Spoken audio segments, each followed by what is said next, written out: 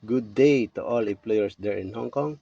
I am Macario Orian. I am single and I'm undergraduate of Bachelor of Science in Criminology.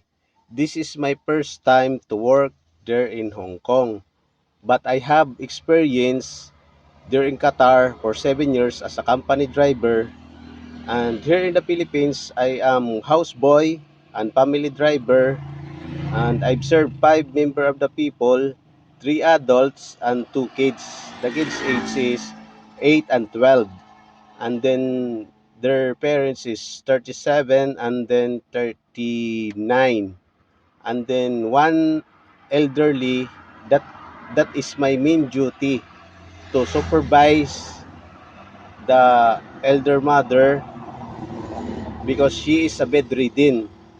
I take him out to bathroom to take a bath, and in the midnight take her medicine, and she is bedridden. And I have also work experience in my other company here also in the Philippines as she is a Chinese national also. They're at Binondo in Manila. I am their houseboy there and then family driver also.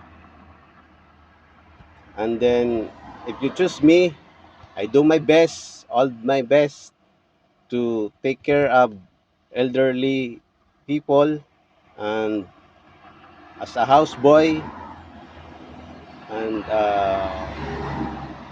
if ever